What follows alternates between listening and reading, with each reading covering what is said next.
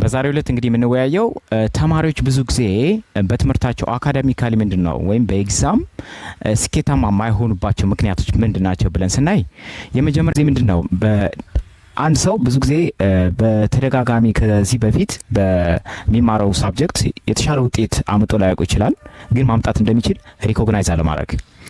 ያን ነገር ለምሳሌ ማትስ ሊሆን ይችላል። በማትስ ብዙ ጊዜ ምንድነው የተሻለ ውጤት ላይኖር ይችላል እስካሁን ድረስ፣ ግን የተሻለ ውጤት ማምጣት እንደሚችል ሪኮግናይዝ አለማድረግ። ያን ነገር በመማርና በደጋግሞ ያን ነገር ሪፒትድሊ በማንበብ ያንን የማትስ እውቀቱን ወይም አቅሙን ማሳደግ የሚቻል ብዙ ጊዜ አይመስለንም። ወይም ብዙ ጊዜ አንድ ነገር ደጋግመን በምንወድቅበት ጊዜ ያን ነገር ማሻሻል የሚችል አይመስለንም። ይሄ አንደኛው ችግር ነው ማለት ነው። ሁለተኛ ችግር ምንድነው? ታይም ማኔጅመንት ነው። ብዙ ጊዜ ታይማችን ማኔጅ አናደርግም።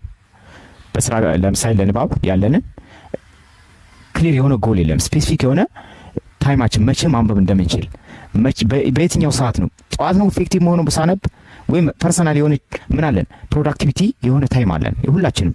ለምሳሌ እኔ ምንድነው ከጠዋት ሊሆን ይችላል በጣም ፕሮዳክቲቭ የመሆኑ ሳነብ፣ ሌላ ሰው ደግሞ ከሰዓት ሊሆን ይችላል፣ አንደኛው ማታ ሊሆን ይችላል፣ ከ6 ሰዓት በኋላ ሊሆን ይችላል። ስለዚህ የኛን ፕሮዳክቲቭ የሆነ ታይማችንን ማወቅ አለመቻል፣ ያን ፕራዮሪታይዝ አለማድረጋችን አንድ ታይም ማኔጅመንት ፕሮብለም ነው ማለት ነው። ያን ታይም ፕሮብለማችን ሶልቭ ካደረግን የትኛውም ላይ ውጤታማ መሆን እንችላለን። በሶስተኛ ምንድነው ፕራዮሪታይዝ ከታይም ማኔጅመንት ጋር ይያዛል።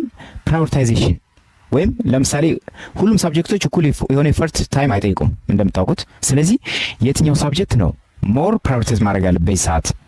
ኤግዛም ሲቀርብ ሊሆን ይችላል፣ ከኤግዛም በፊት። ለምሳሌ ከኤግዛም በፊት ምንድነው የምታነቡት ኮርስ ምን መሆን አለበት? የምታነቡት ሳብጀክት ምን መሆን አለበት? ከኤግዛም በፊት ከሆነ ምንድነው ቀድማችሁ የምታነቡት ከሆነ ምንድነው ካልኩሌሽን ቤዝድ የሆኑ እንደ ፊዚክስ፣ እንደ ማትስ፣ እንደ ኬሚስትሪ ወይም ካልኩሌሽን ታፍ የሆኑ ሳብጀክቶች ፐርሰናሊ ይለያያል፣ ግን ከበድ የሚሉ ኮርስ ለእናንተ ፐርሰናሊ የሚከብዷችሁ ኮርሶች ፕራዮሪታይዝ ማድረግ፣ እነዛ ቀድማችሁ ከኤግዛም በፊት መዘጋጀት አለባችሁ ማለት ነው። ኤግዛም እየቀረበ ሲሄድ ደግሞ ምን ማድረግ አለባችሁ ማለት ነው?